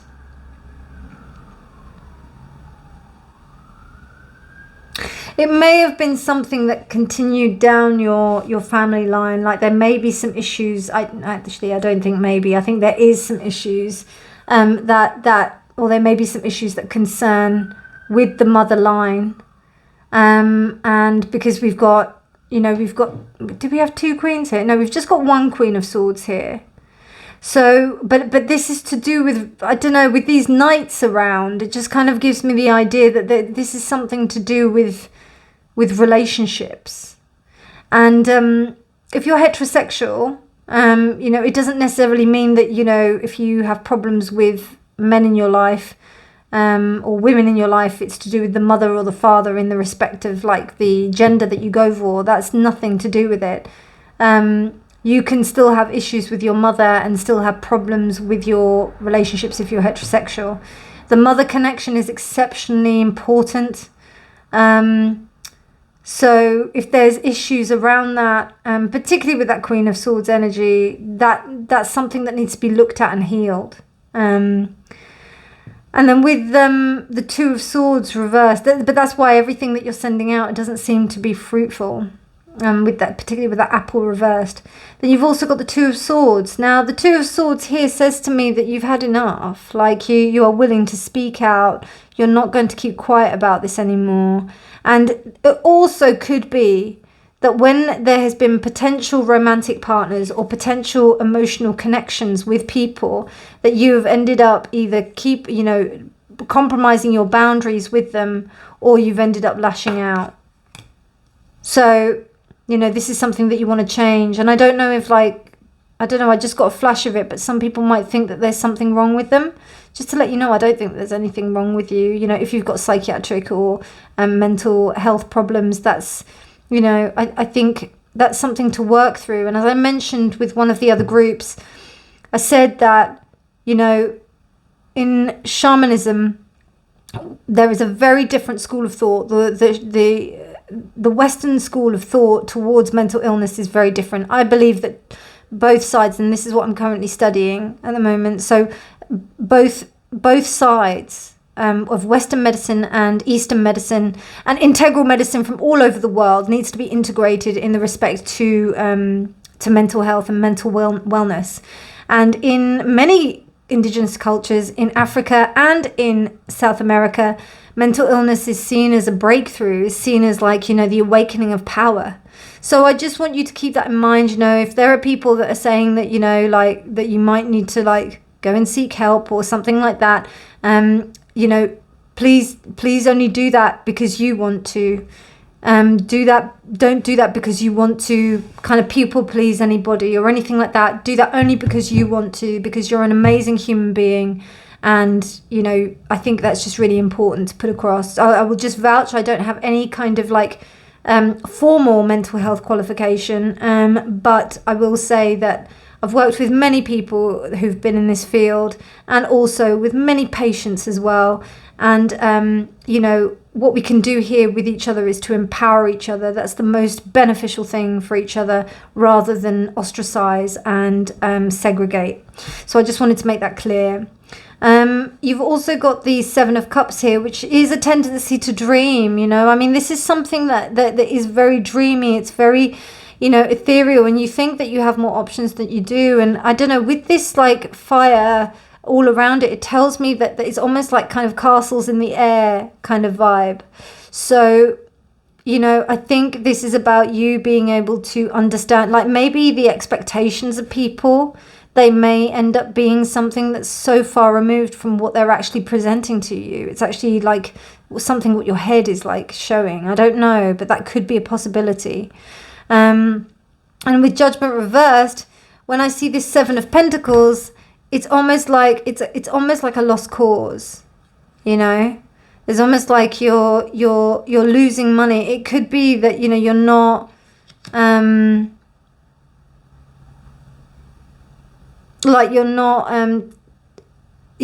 you not answering the call to yourself. There's a sense of you losing integrity, losing stability, as you do this, because, you know, every time you go through this cycle, you lose some of your power, you know. But you're more resilient when you're younger, obviously, but as you get older, you get more tired. It's really crazy. Anyway, so with that being said, let's have a look at what we can do to help you through this situation. Your body is telling you that, you know, your body is telling you that you need to start looking at yourself. Samadhi. Wow, Samadhi. Sila, Samadhi, and Panya. Samadhi is wisdom. It was reversed. I think, yeah, this kind of like says to me that there's, let me double check that actually, but I think that's my, my interpretation of that. Let me just have a quick look.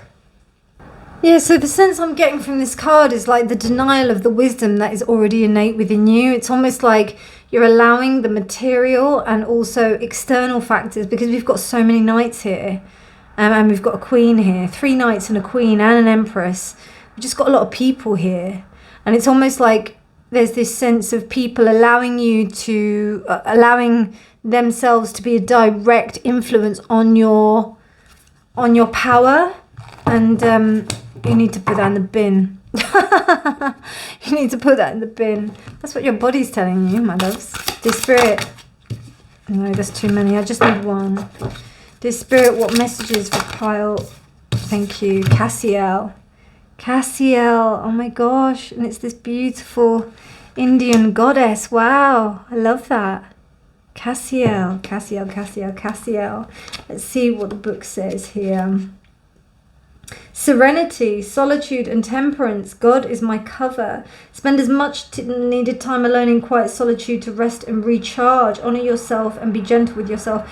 Yeah, Cassiel is that energy of like, you know, taking care of oneself, nurturing oneself.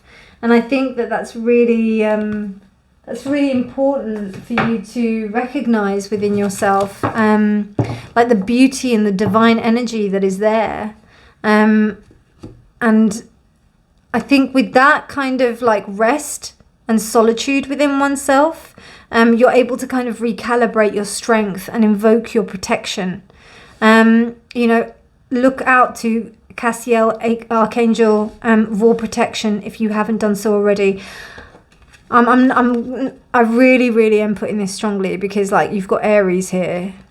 So, oh, by the way, we've got an Aries full moon that's going to be happening very soon. So it would be really good for you to invoke some hardcore protection during this time. And then also think about what you'd like to manifest in this time. So protection, and also some kind of, what's it called? Some kind of like intentional like action that is different. Like how can I, like a good question would be, to put to your intentions on that full moon. If you are, sorry, if you're not, you might be watching this again and then there's another full moon that's in Aries.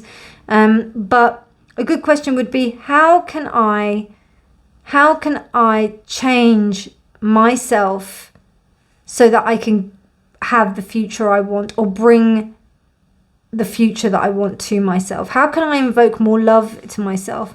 Because, you know, with this Empress reversed, you know, there's some deep shadow work that needs to go on, and with that shadow work, you need some real loving care and attention to get that going and to get that happening. And I wouldn't be surprised that after, you know, you've had a cycle of the full moon, and then you've kind of like let all of those things go after you've made those intentions of the full moon, then on the first quarter, stuff starts to happen. So, okay, so let's pull some shamanic death. Sorry, I didn't mean to say it like that. Death. Sorry. Yeah, something has to die. Something has to die. Something has to die. 12th house, Pisces. It's all about it. It's very much about it. About something, some kind of transformation. You know, in order for things to live again, we must get rid of the old. Get rid of it. Okay, I'm just going to pull some chakra energy for you. Pile 3.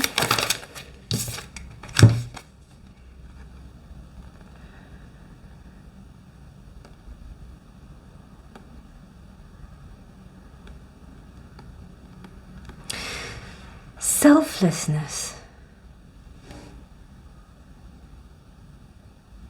Interesting. I'm just going to pull another card because I feel like personally you need to be more selfish.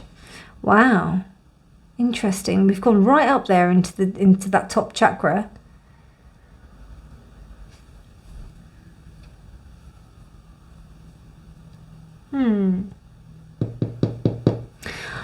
I'm a bit confused by that, pile 3. I think I need to could you clarify a bit more for this selflessness?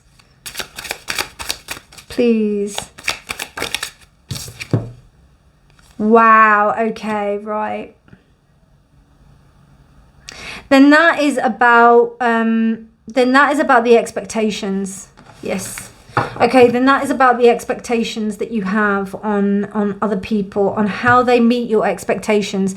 If you find that you've got like too many expectations of people, like even if people that are presenting something to you, they're not going to be able to do it. They're not going to be able to meet your standards, your goals. And there may be like a sense of high standards. That's why I think I said self-sabotage. That might have come up beforehand. But, you know, with that 2 of Cups coming up, it just tells me that there may be like too high expectations, not only on others, but also yourself. But selflessness is like, maybe also, there is a sense of you giving too much of yourself as well, you know. But I don't know, I do get a little bit of like, oh well, you can come to me kind of vibe, you know. So just be aware of that, pile 3. Do I want to pull another one? I think I do actually. We get another spirituality one. Okay, you've got another 4 actually here. You've got intuition, sorry, another 2. Intuition and instincts. Okay. And detachment. Yeah, that sounds about right. So your intuition can guide you into places, but I think that, yeah, your intuition can guide you into places, but if you're so attached to the outcome, you know, it's going to end up in like some real disappointment where things just don't work out. And that's what I'm getting from this like whole thing. I get this like masses of potential here, like a lot of potential, but there's this kind of like energy which is telling me that, you know, because you're trying to like maybe manifest things a certain way. I was kind of half expecting the Magician reverse to come up, but it didn't. So that tells me that there may be a manipulation of energy that's going on that isn't, I mean, the Empress reversed is that, but I would also say, you know, that's a woman who doesn't like it when she doesn't get her own way, quite simply. But this comes from patterning and behavior that has come from maybe a place where, you know, you never received it.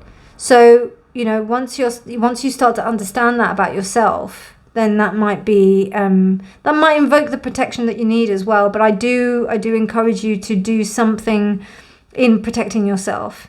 With the instincts here, I also get the idea of you trusting yourself and trusting yourself, like trusting your gut.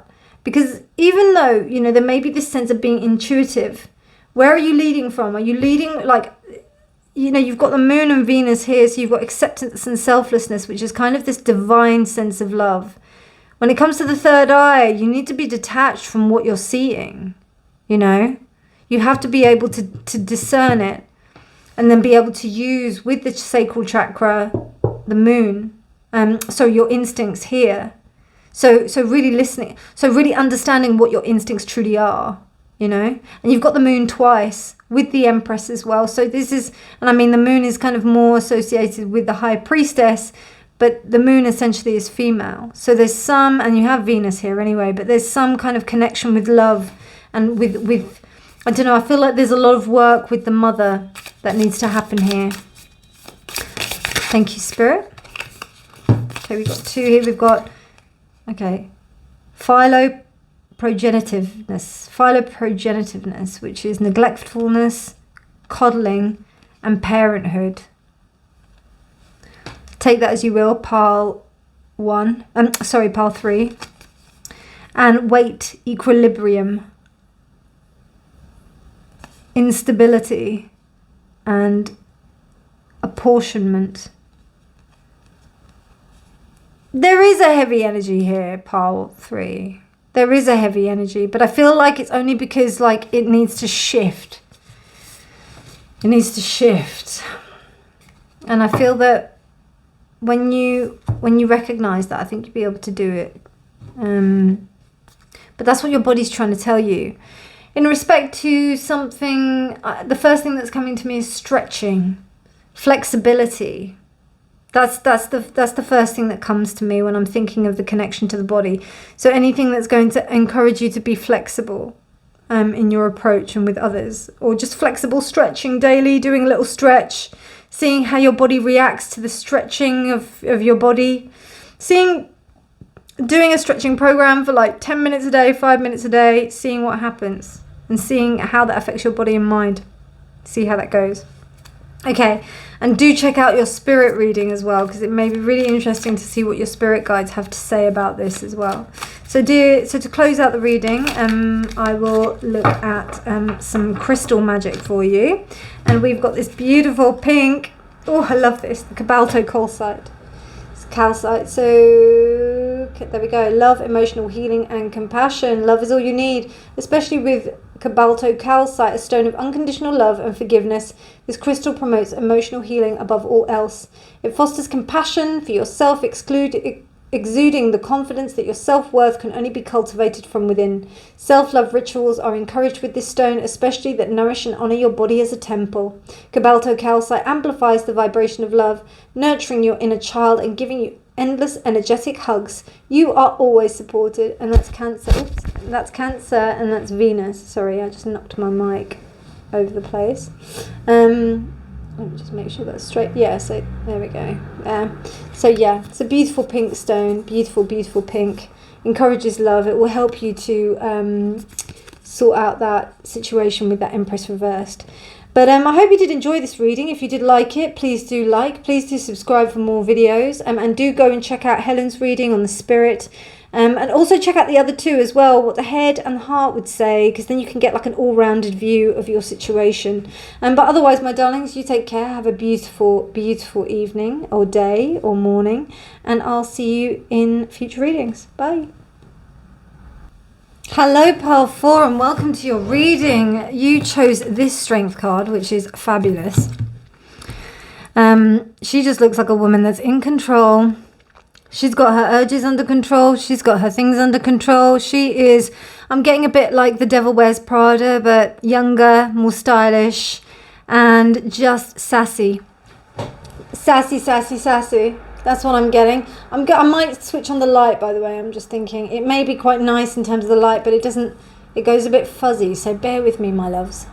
I think that's a little bit better. So I'm going to go with that. Okay, right. So yeah, with this strength, I get this sense of empowerment. And it's number 8. So there's still some progression in the respect of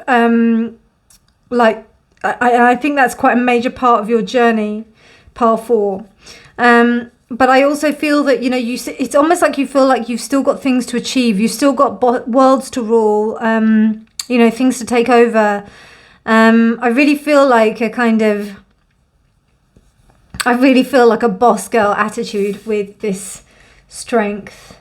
I hope that resonates, because it's an amazing strength to have. Amazing thing to have. Okay, let's crack on with some astrology and numerology. Pile 4, what is Pile 4's body saying to Pile 4? What is Pile 4's body saying to Pile 4? We have the 3. And then we've got, that's too many, I just need maybe another one. What's Pile 4's body wanting to say to Pile 4? Solar eclipse. Wow. So we've got solar eclipse and 3.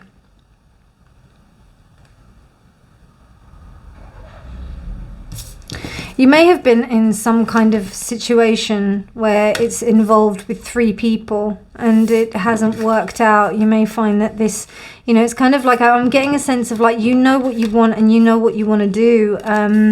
And you're not going to really compromise on that. And that's not a bad thing. Please don't ever think that that's a bad thing. It's not. But, you know, we're sometimes conditioned into thinking that it's a bad thing to really going for what we want. And yeah, that's not the case here. Absolutely not. You are incredible, powerful human beings, pile 3. And this is something that you have to go through. I do feel with that solar eclipse energy, there's been this sense of like you not being allowed to show your light. Also a sense of you not, somebody not allowing you to show like what they really, like what your power was, what your true potential was, what you were fully allowed to express. Because I honestly get like a sense of intimidation. Pile 4. I feel like people are intimidated by you. That's what I sense. I feel like they're intimidated by who you are, about what you present to them, and about what you show to them. Yeah, I feel that that's what's happening. Pile 4. Very interesting. Okay, let's have a look at some energy. Yes, we will have a look at some of this. Dear Spirit, okay, pile. Okay, the Sleeper. And the Priest. Okay, I'm going to get some animal energy for you, pile 4. What I'm already getting from this is that there was a sense of you not being aware that this was happening, particularly with that solar eclipse energy.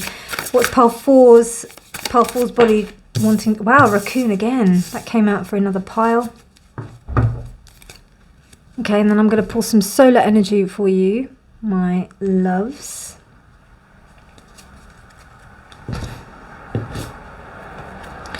This Spirit, pile 4's body. What does pile 4's body want to say to pile 4? What does pile 4's body want to say to pile 4? Resourcefulness. Interesting. Okay. Right.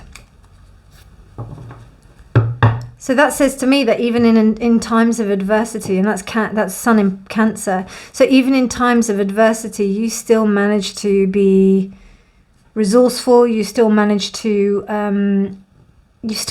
get through. And I really feel like there may have been some kind of instance where someone did the dirty on you, or someone did something.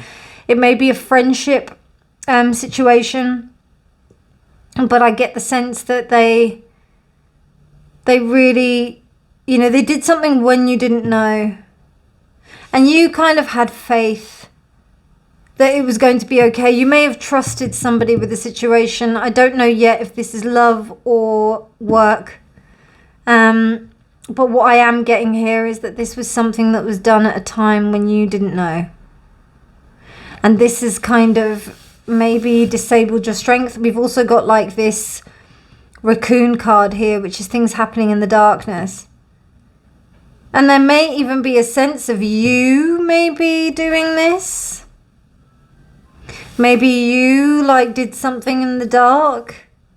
Or maybe there was a situation where you were in the dark, or you were kept in the dark, and you still managed to find your sense of resourcefulness. I must say I'm veering more towards that. Particularly when things were uncertain between people. Because this is the 3 not working together. This is the 3. That all I'm seeing is the 2 here. So this might have been an affair that managed to get you to realize what it is about yourself. You know, maybe there were things about yourself that you weren't aware of, about how you were within a dynamic. This, as I said, it could be work, could be friendship, could also be work, friendship, or love.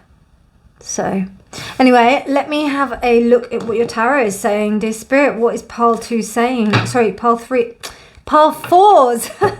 What is pile 4's? You can tell I do this a lot, can't you? What is pile 4's body saying to pile 4?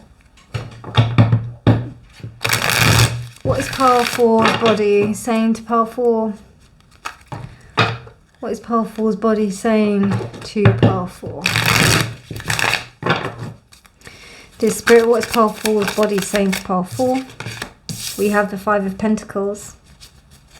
What is pile Ace of Cups? What is pile 4's body saying to... Oh, well, there we go.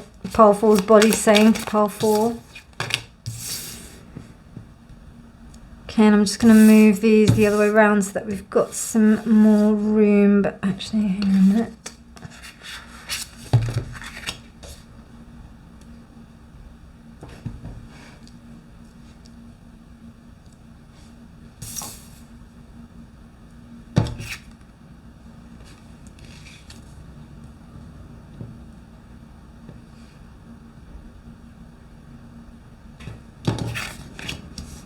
What is pile 4's body saying to pile 4? What is pile 4's body saying to pile 4?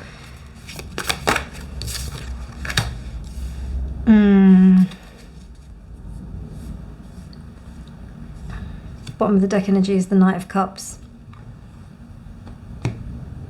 Wow. Yeah, somebody really, like, you know, went for your heart, pile 4, and maybe weren't as honest as they should have been about it.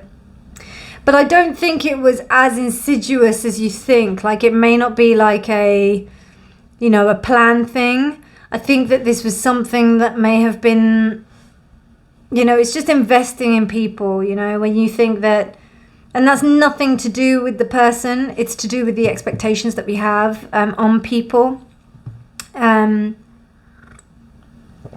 I think also, sometimes when we are looking to expand our horizons and kind of take a chance, there may be, you know, there may be a sense of us looking for love in the wrong places, you know. And I'm not saying that this is applicable to every situation. But what I'm getting from this, though, which I think is incredible, pile 4, is that you are not going to let you get this. You're not going to let this situation get you down, because this 2 of Wands is reversed. With the 2 of Wands reversed, it means that you want to move out of this, and you've got a wish that you want to move out of. You want to move out of this energy. You know, the 5 of Pentacles was meaning that you didn't want to be left out in the cold, and you didn't want to be in a state where you felt alone and lonely. But it is only the 5, you know, and it's also your choice of whether or not to stay outside or not. You can go indoors whenever you want. Ace of Cups is telling me that you have an abundance of energy. And also, particularly with the priest, you know, this is the chalice, and then you also have the Holy Grail. You have the Eucharist. So this is the wafer, which is representative of the body of Christ in Catholic, and I don't know if it's the same in Christian, but in Catholic religion, when I used to go to church as a young girl, like you know, we used to receive the body and blood of Christ. So like the priest is kind of, you know, synonymous with that sense of faith, that you believe that faith, you have faith. You have faith that it's going to be all right. And it just happened to be that this could be from past relationships. It could be from like relationships that haven't worked. But I don't know. I really like this 9 of Cups, because it's as if to say, well, I'm sexy as F, and it's up to you whether or not you're going to meet my standards and whether or not you're going to come to my level of understanding. Wow, I love this. I love this, actually. It's really cool. It's almost like you've overcome it, particularly with these 2 wands reversed. It's like you're not going to, you know, yeah, you have your world, but you know what? You're going to like explore more, and you're going to move out of this, because there's something that told you that you being asleep is not where you want to be. And you want to be in charge of things. And you know that you're deeply spiritual, you're resourceful, and also you're deeply artistic. You've got a shadow side to you as well. And guess what? I think part of you loves that about yourself. It may even be what makes you money. So you could be like some kind of like artist or something like that. Somebody who maybe, you could even be like something like a DJ, or somebody who works at night. Or like is a nightclub promoter or something like that. And you might end up, you know, just you know, you've got a really, I've sensed like a really, not so much flirtatious, but a kind of, you're a charmer. You know how to exude yourself socially. You know how to, you know how to work the room. Do you know what I mean? Because you're beautiful and you've got this incredible charm. But then, you know, it's this whole thing with finding like the level of commitment that you need, that you deserve, par 4. So, you know, and you're on this quest to find it. And it kind of reminds me of a friend of mine. She broke up with this guy, like, for about 2 years. Like, and it was interesting. From the moment I met him, like, she'd been going out with him for about a month or 2, and I knew she wasn't going to be with him. And then 2 years later, she broke up with him. And, you know, it took her about maybe, I don't know, but 6 months later, my friends, she met the guy that she was going to be with, and then she also got pregnant and had a baby with him, and now is very, very happy. So I think, you know, when you have that incentive, and, you know, it was always her thing of wanting to get married and have a kid. So that was her thing. And I think when you've got those intentions really clear, then you'll get what you want. And I feel that this 9 of Cups really gives me that, because these relationships weren't giving you what you wanted before. They were leaving you out in the cold. They were leaving you in a space where you had to deal with all of the emotions, but still you had all of this love to give. So yeah, let's see.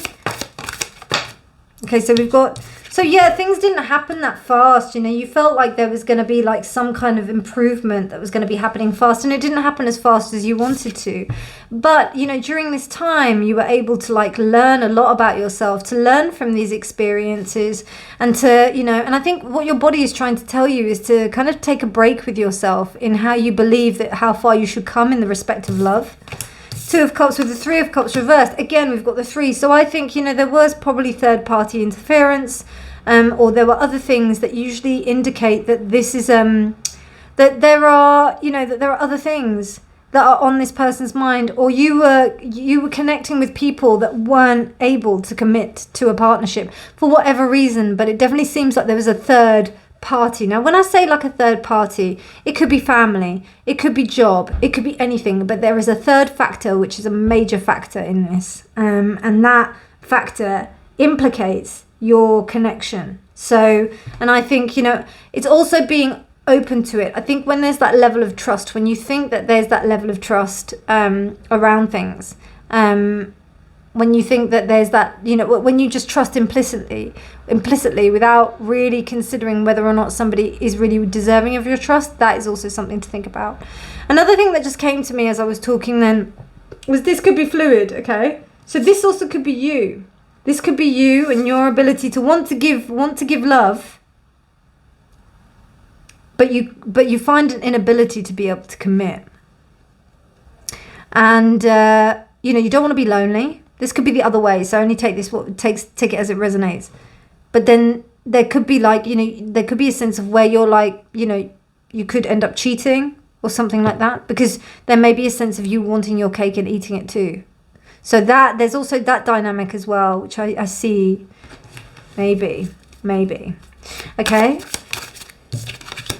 Ace of Swords. Okay, you got 2. Well, oh my God, okay. Yeah, I mean, that would run, like this King of Wands would definitely match with what I've just said in the respect of you not being able to commit. But I don't know, there's also a sense of like, there may be some collateral damage from a past relationship that has enabled you to stay in situations where it isn't secure. I don't think that this is too severe. I don't see anything really like branching out too deeply into patterning and behavior.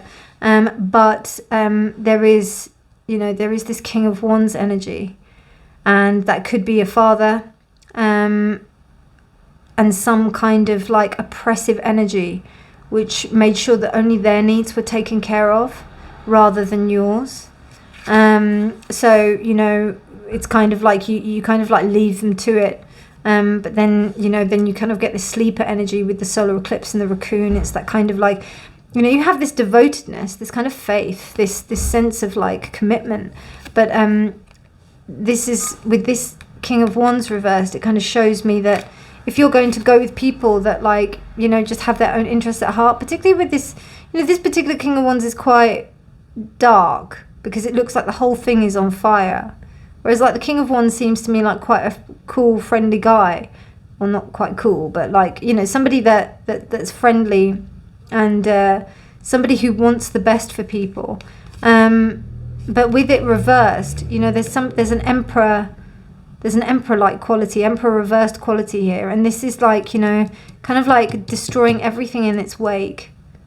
And that would also mean destroying anything that might be with you as well, you know, in terms of a relationship, in terms of things that would be some kind of emotional, what am I trying to say? So it's basically that emotional vulnerability. So if there was any kind of touch with emotional vulnerability, it's almost like a live wire, like you're touching something that's very sensitive, like a live wire or like a nerve in the tooth, and it's very painful. So it would cause this kind of inflammation to occur. And I think you realize this, you understand that about like the kind of people that you get into contact with. They may also do that with you, Pile 4. They may also do that with you. They may also feel that you are like that as well. So this may be something about you understanding yourself better and doing what you can to recognize those patterns within yourself. So that was very interesting, wasn't it? Okay, let's pull some of the yogic path cards. What is Pile 4's body wanting to say to Pile 4? What's Pile 4's body wanting to say to Pile 4? What's Pile 4's body wanting to say to Pile 4? Can I just have one card, please? Thank you. Ansana, God, sorry. Asana. You know, I know these words and it really annoys me that I can't remember what they are. So let me pull you an angel card as well. And then I will go and look them up. Pile 4's body. What does Pile 4's body want to say to them? Wow. Rikbiel. Oh, I love that. God, I love this deck so much. Okay, right. So I'm just going to look those up. And then I will be back in a jiffy. So my beautiful Pile 4. This is about you having compassion in this situation. I know it might be hard if you are on the other side of someone maybe cheating on you or doing something to you in that respect, but having compassion of all these people who exude or exhibit this kind of patterning towards you is going to be like the key to you being able to kind of free yourself from this pattern of you attracting these sort of people. So it's having compassion for those people, but then there's also a sense of compassion for yourself and understanding what is it about yourself that attracts these sort of people to you? Why is it? What is this deficit that is attracting? What is the deficit and that is within you, and also what you're attracting, they match together. So how can you do something to change the deficit? How can you fill up that hole of the deficit? And we've got here Asana. Asana is about, you know, it says here, take it to your mat. It's about breath. It's about practice. Let me just double check, because I just looked at the meaning and the respect of that, but I didn't, like, you know, what the book said, but I didn't look at the actual meaning of the card, or meaning of what asana is. It's physical practice to sit in stillness. Asana. Right, okay, right, I get it. So, you know, this process of us taking it to our mat, to bring it into the physical body. Wow, your body's saying a massive message to you there then, Pile 4. It seems like there's messages for everyone everywhere, so it feels like there's like resonance with everyone, but I'm not going to suggest that you go to Pile 1 unless you were resonating with it.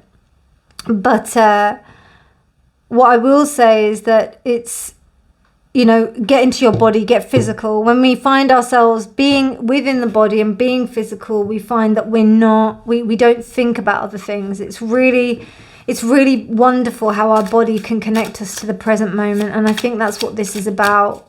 It's about you being able, because it's tough. This is quite tough. It's not easy. Even though you seem to be able to deal with it okay, it feels like it hurts you deeply. Okay, and then we've got movement into balance. Wow, that's pretty clear, isn't it? Movement into balance. Movement will bring you into balance, pile 4. I got it right then. Yay. Okay, that's too many.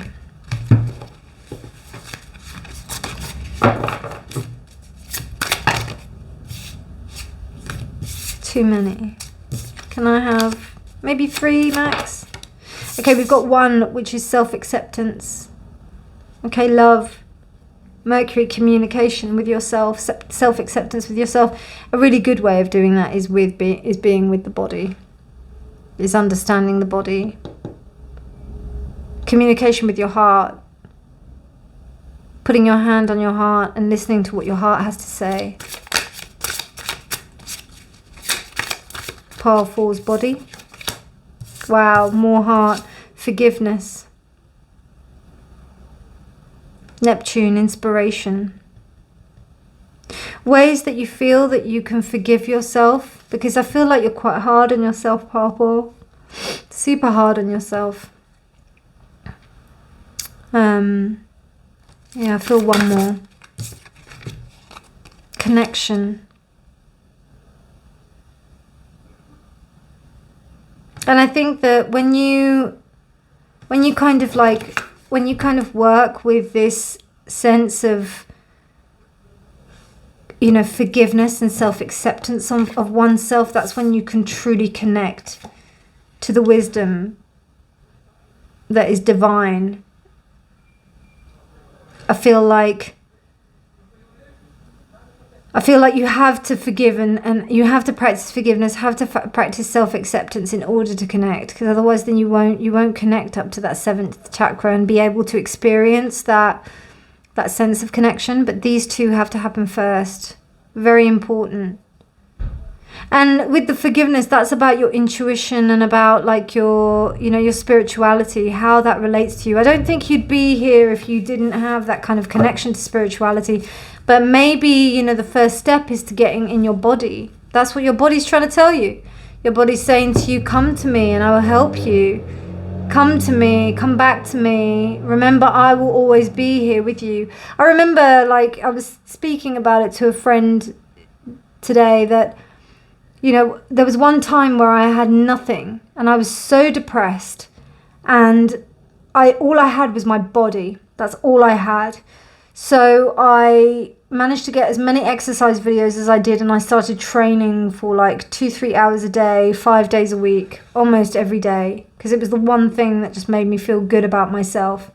And that really connected me to my sense of forgiving myself and also accepting myself for where I was at that time.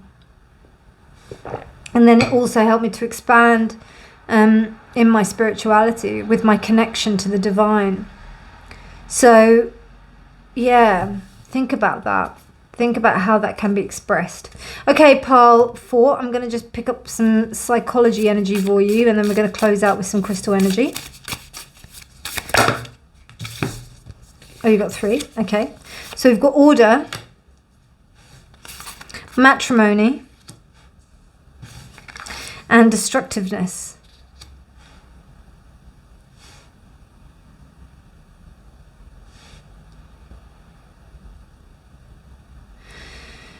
What I'm getting from here is that you don't have to destroy things in order to, like, completely in order to start again. I feel like, you know, you don't, it doesn't have to be completely gone. And I think that when you realize that also that these things weren't a thing to hurt you, harm you, they were actions done by people who have no idea what they're doing. Honestly. Whoever hurt you, they're idiots. Sorry, that's my Capricorn moon coming out. But like, what I'm trying to say is that they just did it because of their own ignorance. They did it because of their own sense of ignorance. And there's no need for you to go with any kind of malice, to think that there's any kind of retribution or whatever. It's not about that. It's not about that. And it was a hard lesson to come to terms with that, but you've just got to let people, because karma does work out for people. People do end up getting into situations that do teach them the lessons, and whether or not you see it, that's a different matter or not, but I'm telling you, more than likely it happens. It really does. It really does. Matrimony, I think this sense of like you really understanding the kind of relationship that you want in your life and really being true to that, I think. Because when you show that kind of compassion to yourself, also when you have the relationship with your body, you have that relationship with yourself. You express that relationship with yourself when you really talk to your body, when you're exercising your body, when you're moving your body, you're showing that love and that care to your temple, and that's how someone else will love you. Pile 4.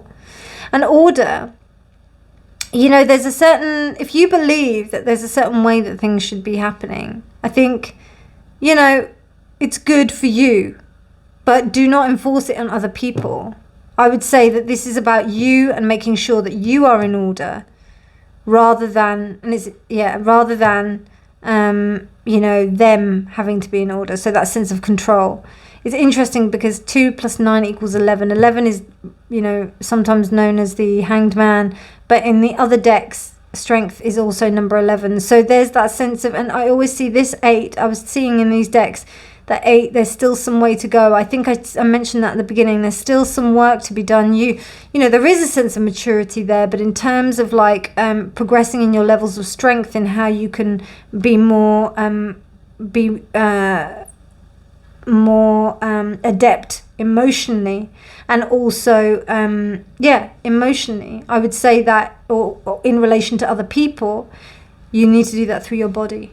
You need to do that through connection with your body and movement, so that you bring yourself back into balance.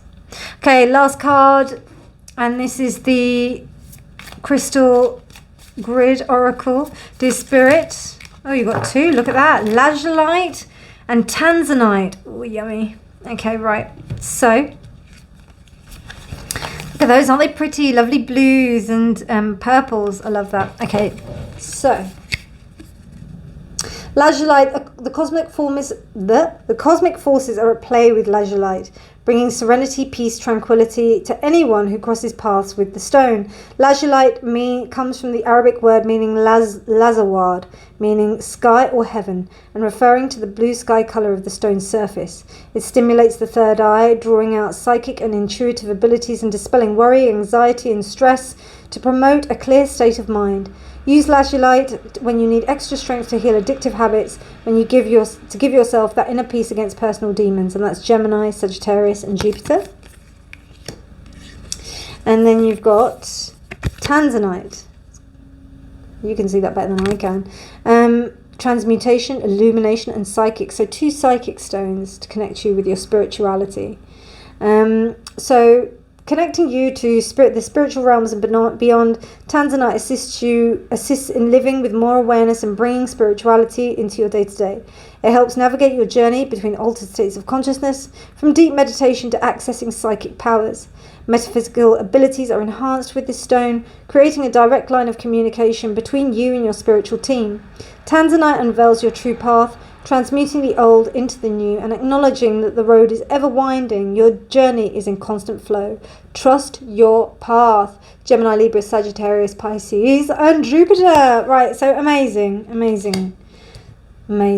Pile 4. So I hope you enjoyed this reading. If you did like it, please do give it a thumbs up. Please do subscribe for more videos. Please do check out Helen's video as well on the spirit. And if you wish to gain some more insight into your situation, do check out the head and the heart readings. I'll link them all in the description box below. But otherwise, have a beautiful, beautiful day. It's been a pleasure reading for you, and I will speak to you very soon. Bye.